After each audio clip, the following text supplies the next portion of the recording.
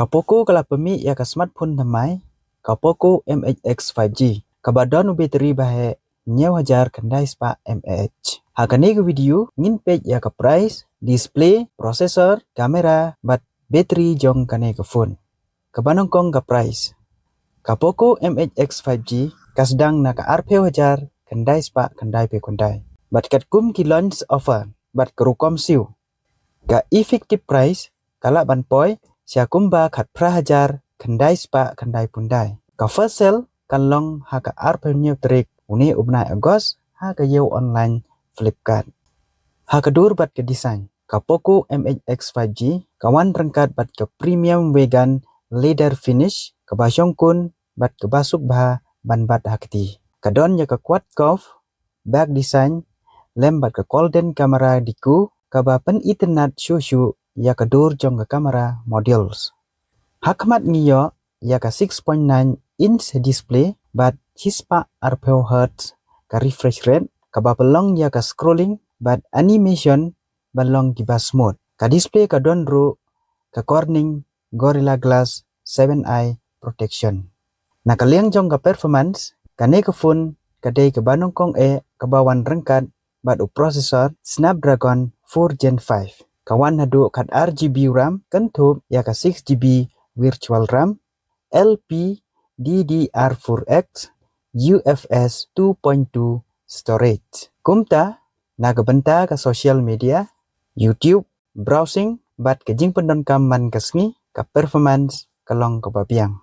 Ka Poco kalabu ru ka triple cooling system ban yarap ban te lakam ya ka jing sheet habangi pendon kam jur ya ka phone. Na kaliang jong ka kamera ngiyo ya ka 10 megapixel AI dual real camera bat pra megapixel ka selfie camera ka phone ka don ru ki AI features kum ka AI sky, AI bokeh portrait, auto night mode bat ke AI eraser. Kini ki features kila ban yarap ban penbha bat edit ya kidur. Bat menta ka benta ka ba kamkong santam udai u bateri jong kane ka phone. Ka Poco MHX 5G ka don yau bateri bahe 9000 kandai spa mAh bala bane adu lai singi kat kum ka jing pendon kam. Ka support ru ya ka 45 fast charging bat R.1 watts ka reverse charging. Kumta lada pidei ki ba pendon kam sibun por ya ka phone legging leg page video ne play game une u bateri jong kane ka phone ulong uway na ki jing mentoy ki bakrau jong kane ka phone. Ha ka software part kane ka phone kawan bat u Android 16 lembat ka HyperOS 3.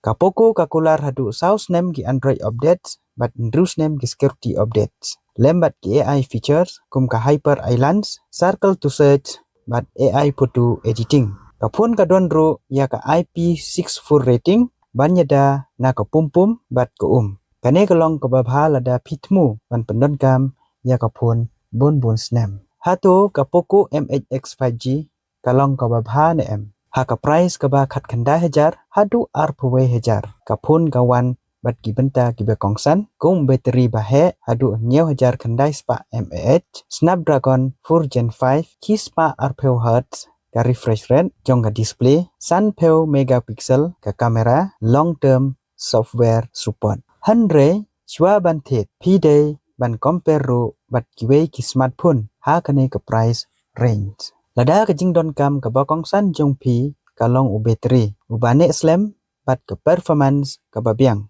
Kane ka phone kalong ka wei ka ba pila ban consider. Bat manta kane ka video kala akut ka ko blai sibun nya pi ba ro ki ba page ya kane ka video.